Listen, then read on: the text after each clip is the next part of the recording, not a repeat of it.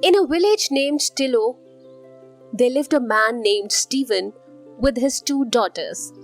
Stephen was hardworking and kind-hearted. His elder daughter's name was Nina and younger daughter's name was Pamela. Nina was also very bright and hardworking. Since childhood, she used to obey her parents, while Pamela was her opposite. She was very stubborn. Seeing this, Stephen always used to think, My daughter Nina is so innocent, kind-hearted and understanding. I should always take care of her. One day, a fair was held in their village. Stephen goes to the fair, taking two of his daughters along with him. That's when Nina saw a doll, and Nina said to her father, Dad, I want that doll. I like it so much. Okay. Stephen buys Nina that doll. That's when Pamela said, Dad, I also want the same doll. Pamela, just now we have bought a doll. Both of you play with it. No, Dad, I want that doll for only myself and only I will play with it. Hearing Pamela nag for the doll, Nina to Stephen, Dad, give this doll to Pamela. Next time when the fair will held, you can buy me something else. Nina gives her doll to Pamela. Seeing this, Stephen thinks, Truly, God, you have gifted me with a very understanding daughter who knows the condition of her parents and never nags for anything. Stephen always used to take care of his daughters because he knew his elder daughter will never ask for anything, even she needed it. He always used to take care of her.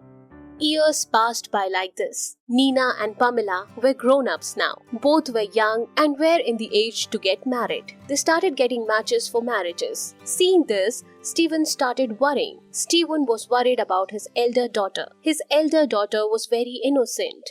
If my elder daughter won't get a good mother-in-law, she will die suffering but will never tell me anything. I have to find a family with good in-laws for Nina.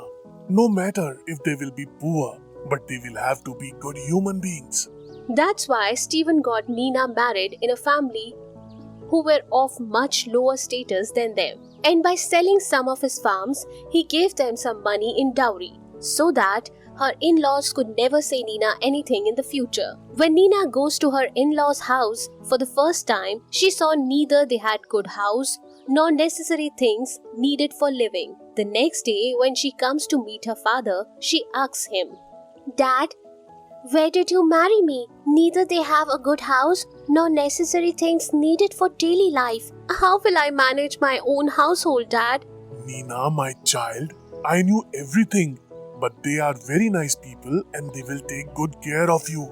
And don't worry about house and necessary things needed for living. Your husband is a very nice man.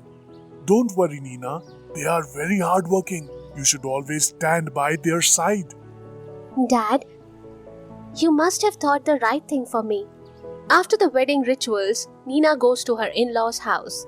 After that day, Nina never mentioned anything about that.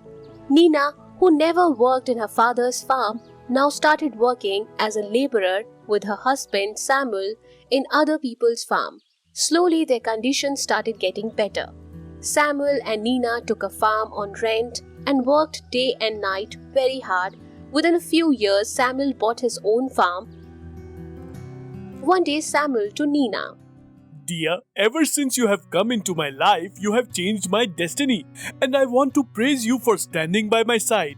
Before marriage, you have never worked in your father's farm, but to help me, you did that too. I must have done some good deeds in my previous life. That's why I got you by my side. You are complimenting me without any reason. A husband and wife is meant to stand by each other's side in a good or bad times. So, I have done nothing great by doing that. Oh dear, let's go and eat something. I'm hungry for so long. And you keep talking. Oh dear, let's go. Smiling and talking to each other, Samuel and Nina goes to have food. And after doing household chore, both of them goes to sleep. In this way, they were living a happy life with each other. Both of them were working hard and living a good life. Whenever Samuel used to start a new business, Nina used to help him. Slowly they started growing better in life. Then Nina gives birth to their son and they decided to keep his name Cian. Now Cian started growing up. They were very happy. Samuel and Nina were also very happy. One day Samuel to Nina, After marriage, when you came into our house, Nina, we had nothing. Even today, we do not have everything. But now, at least we have our own farm, a happy family, and we have a small but nice house. Whenever I think of my past life, I can't believe how fast our lives changed. Yes, dear. I always wanted to work hard like this. After talking to each other, they go back to their work. Years passed like this, and now, after passing 12th standard, Sian goes to another place for further studies. Nina and Samuel works hard to give Sian good education. Sian was also studying well. Sian comes back home during his college vacation, and that's when Sian to Samuel. Dad, I have 1 month college vacation. For this 1 month, you take rest and I will work. Samuel was very happy to hear this from his son. He thought, my son is worried about me. But then Samuel told Sian, Son, for now you just concentrate on your studies. In future, you will have only work and work. But at least give me some small work so that your workload decreases. Okay, son. One day in the evening, Samuel left for watering his farm. While he was going on his bike on the way, he met an accident with a car. The villagers admitted Samuel in the nearby hospital in the city. Due to head injury, Samuel goes into coma. Sian also reaches the hospital. Due to lack of modern medical facilities and technology, they sent Samuel to another hospital in a different city by ambulance. Since that city was far, Samuel died in the ambulance. Sian was very upset and helpless. On the other side, Nina didn't knew about this. All night long, Sian cried sitting near his father. The next morning, Sian and villagers brought back Samuel to the village. Nina was shocked to see all this suddenly. Sian returned home after the cremating of his father. Mom, what will happen to us now? Who will love me like this? Mom, who will support me? Mom, who will hug me after returning home? I won't be able to call anyone dad in my life now. Tell me, Mom. Please don't say all this, son. They started crying, hugging each other. All the responsibilities were now on Nina. Nina never cried in front of his son so that he doesn't feel helpless. And Sian also never cried in front of his mother so that she doesn't get upset. Every night, Sian used to sleep next to his mom, and both of them used to cry a lot. But they never let each other understand about this, so that no one feels helpless. Soon after the funeral rituals, Sian and Nina started working in their farm. Till afternoon, Sian used to work on the fields, and after that he used to go to the city to submit papers required for court and other offices. Till date, he never had to do all these works. He used to sit beneath the tree and used to cry a lot, and after returning home, he used to tell his mother that, Mom, everything is okay. I will take care of things. One day, Nina to Sian, Son, don't worry about the farm. You go and complete your studies. Your father always wanted that. Yes, Mom, don't worry. I will complete my studies.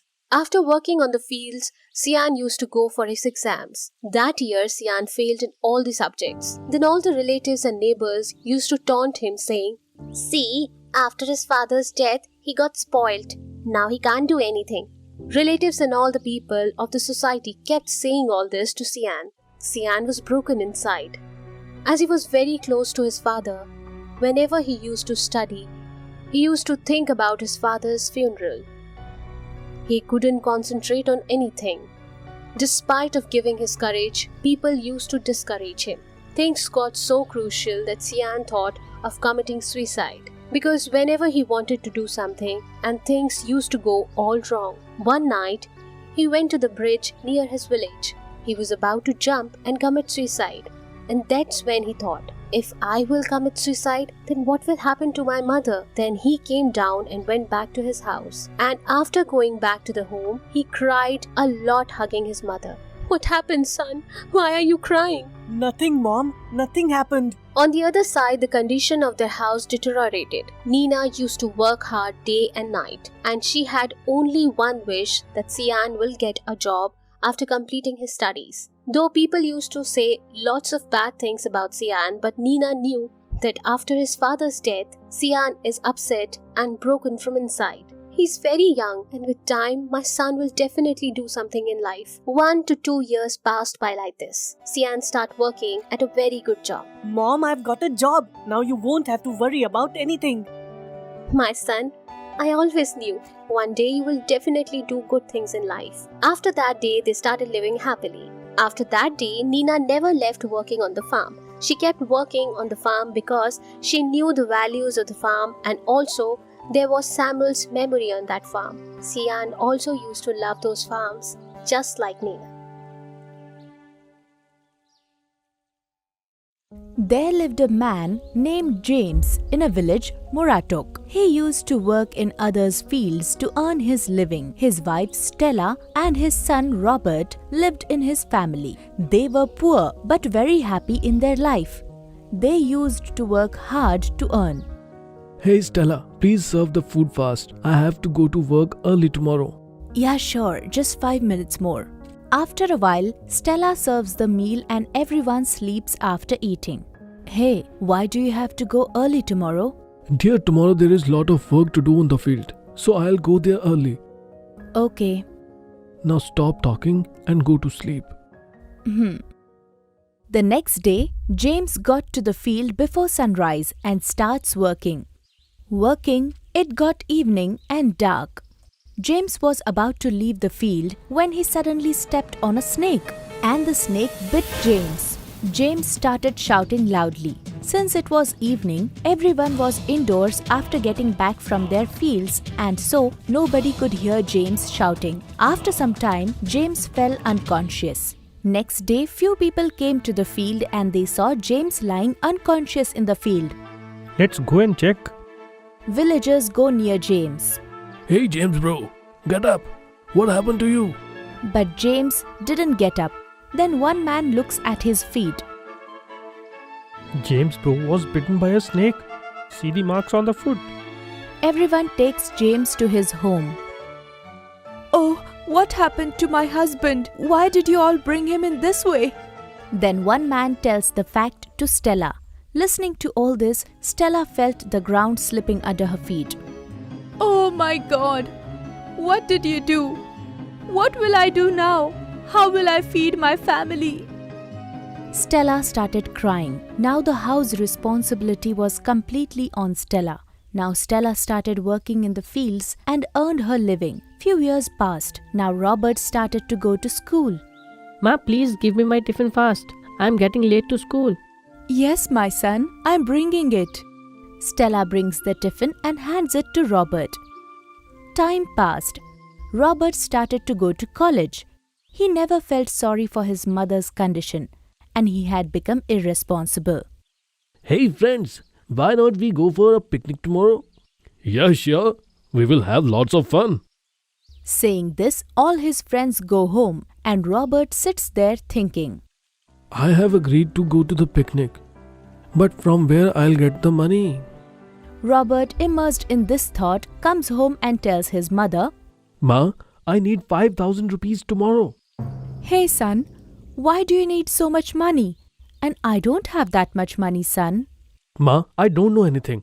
You do anything, but give me money till evening. Otherwise, I will not come home. Hey son, don't do this. I really don't have that much money with me. Ma, do anything. I want the money at any cost.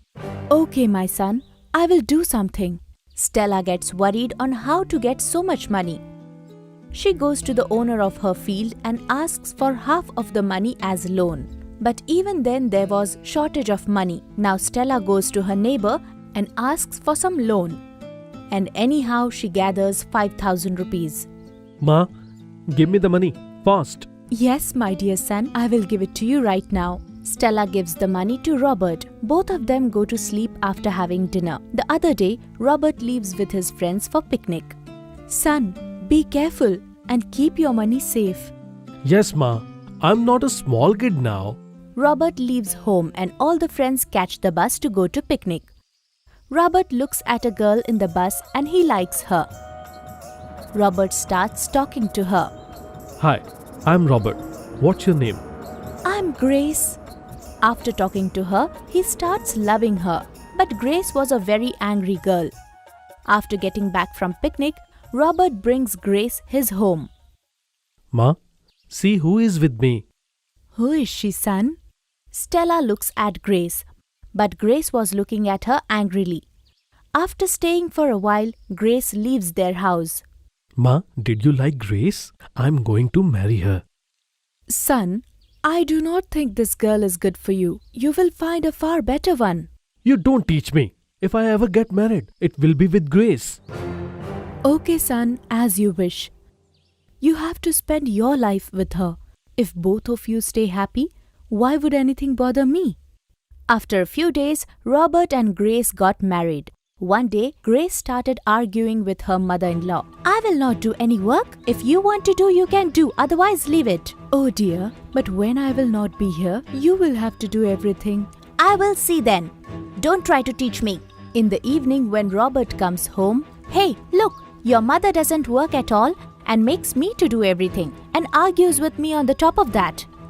Robert goes and abuses his mother. Grace becomes happy after seeing all this. Now this became routine. Grace used to provoke Robert against his mother, keeping Robert away from his mother. One day she burnt her hand by herself, and in the evening when Robert came home, hey, see what your mother did today. I refused to work and so your mother burnt my hand. After listening to Grace, Robert got very angry. He threw his mother out of the house. Son, what have I done that you are throwing me out of the house? Where will I go at this age? Think about your old mother, please. Don't do this, son. Stop crying and get out of my house. Poor Stella takes her stuff and leaves the house. She starts living in a temple nearby. Time passes by. One day, suddenly Robert feels pain in his heart. Hey Grace, I'm having a pain in my heart. Please take me to the hospital. Grace takes Robert to the hospital. Doctors check Robert and tell Grace, Look, madam, there is a hole in your husband's heart. We will have to find a person by tomorrow who would be ready to give his heart to him. Otherwise, we will not be able to save your husband. Hearing this from the doctor, Grace gets terrified. She doesn't understand what to do.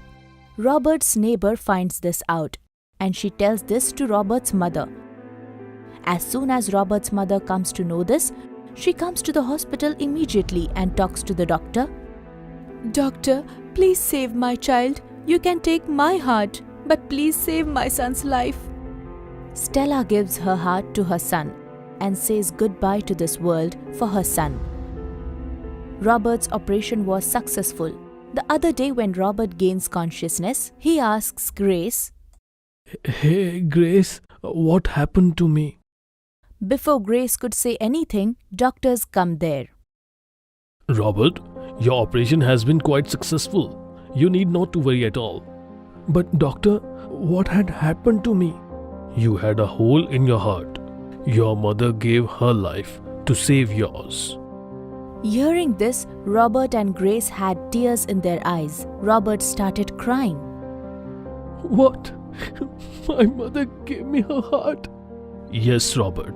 Your mother gave her heart to you, and now she is no more. After listening to the doctor, Robert was dumbfounded. Grace also feels ashamed of what she did.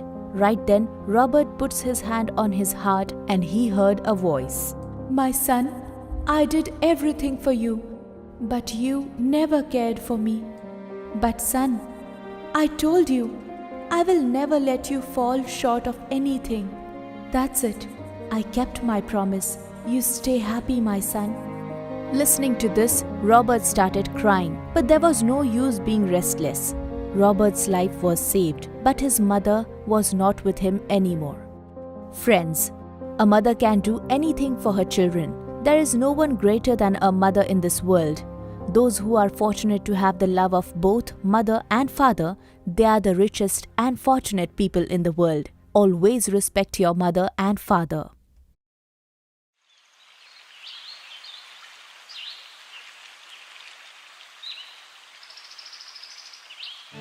You idiot! Does it take so long to fetch water? There are clothes to wash, utensils to clean. Who is going to do that? I will do it right away, Mom. Don't you dare call me Mom. You killed your own mother during birth, and now you wish to kill me too? Oh, Stacy dear, you got up early. Are you not feeling well? Yes, Mom. I'm just feeling hungry. Give me something to eat. Oh my god. See, my darling is hungry. And this witch has not even cooked food yet. Now are you going to stare at me or will you cook food now? I will cook right away, Mom. Mom, today I wish like eating fish. Oh yes, dear. Today for you we will cook fish. Hey Anna, did you hear that? My daughter wants to eat fish today. Go and catch some fresh fish from the river. Yes, I'm going.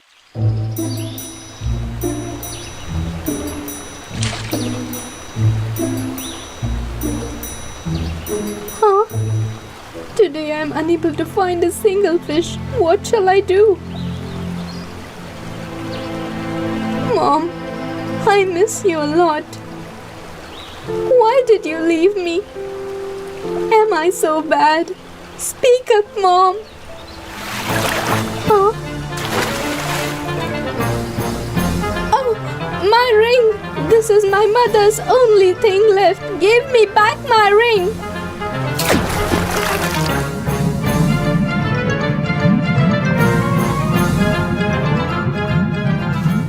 What kind of tunnel is this?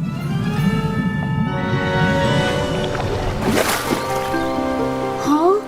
What place is this? Help! Help! My children! There's fire! Fire! Someone save my children! They will die! Help! My children! My little children! They are trapped in fire! Somebody save them! Please save them! Dear, can you save them? Please help me! Don't worry, you bird. I'll rescue them.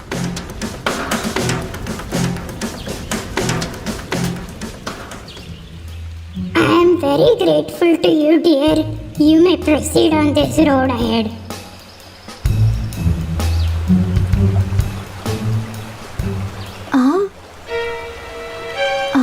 How come? How is the water of this river drying up? Oh, so you are here.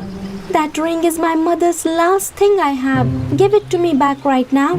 You catch us and kill us every day. You are very bad. I will not give you the ring back. I'm helpless. I have to do that because my stepmother asked me to do that.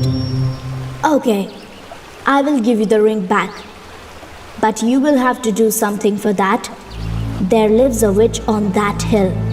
She is drying up the water of this river with her black magic. If this continues, this river will dry up soon and we will be killed. You will have to stop the witch somehow and end this black magic. Okay, I will do that for you. But you will have to promise me one thing. If I succeed in stopping that witch, you will give me back my ring. Deal? Yes, of course. I promise you.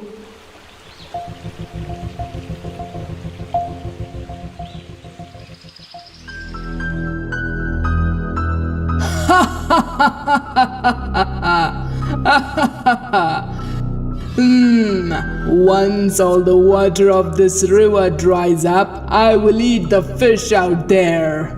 Then I will not have to catch fish. Huh?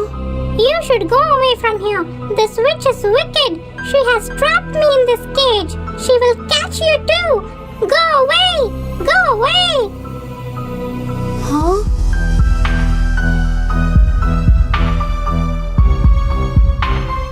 Run away. I've opened your cage. No, I'm afraid to go out.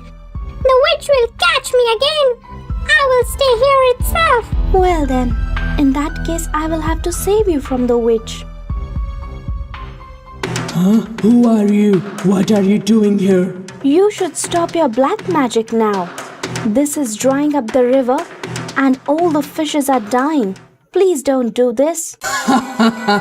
Interesting. I will eat all the fish out there. I am tired of catching the fish, and that is why I am drying up the river. You should not do this. Don't do this. Oh, who are you to stop me? Now I will turn you into a fish and eat you.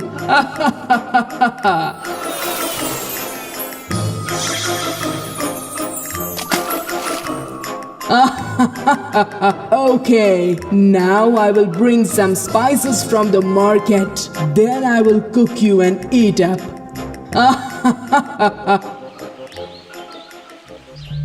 Listen, Parrot, I need your help. If you don't show courage today, then we will not be able to get rid of this witch forever. You are a very brave and good girl. I will help you.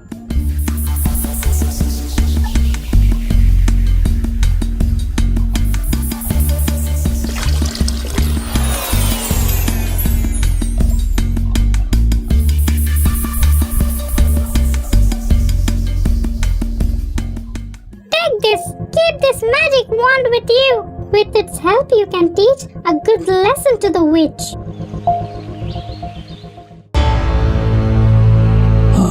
Who brought you back to original? That he will tell you. You catch people and imprison them. Now we will make you pay for this. Why are you doing this? I only wanted to eat fish. You were getting fish as per your need, but you are greedy and wanted to eat all of them. There is a big difference between greed and need.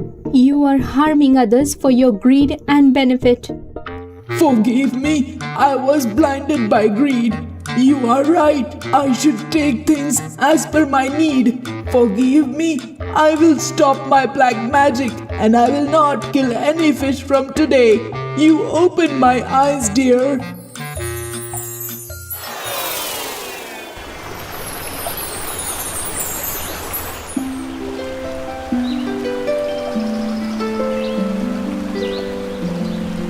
Thank you so much, Anna. You are really very sweet and good child. You saved us all, even the nest of that bird and this parrot also. Huh? But how do you know this? I know everything. I was just testing you. Now I want you to give something, after which you will never have to catch fish again.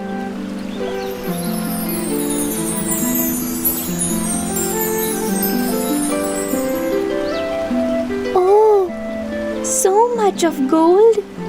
Yes, because you deserve this. Because your heart is more valuable than this gold. And here, take your mother's ring. Thank you. I will be grateful to you forever. Thank you so much.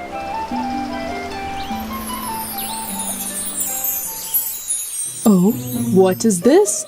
Huh? So much gold? Where did you get this?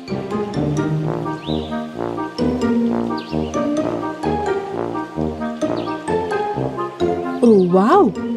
Then we too will also go and bring lots of gold. And till then you must keep food ready.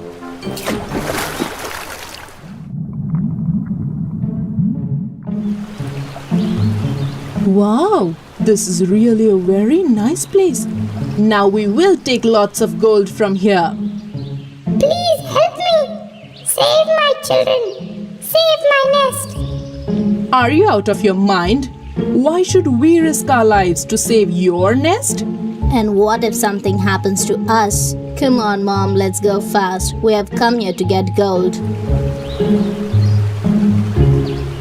This seems to be the same fish. Come, let's ask for gold. Hey you, fish! Were you the one who gave gold to my Anna? Are you her mother? Yes, I am her mother. Now give us that gold too. Yes, I'll give it now.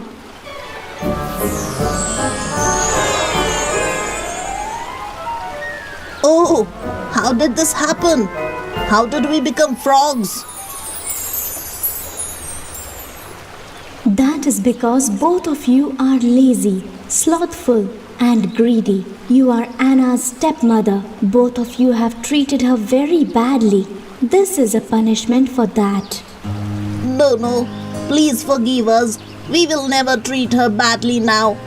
And we don't even need gold. Please make us as before. We will fix our mistakes.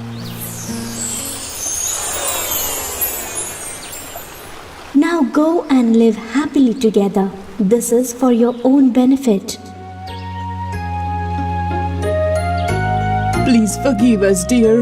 We have hurt you a lot. We are ashamed of our deeds. Please forgive us. Oh, Mother.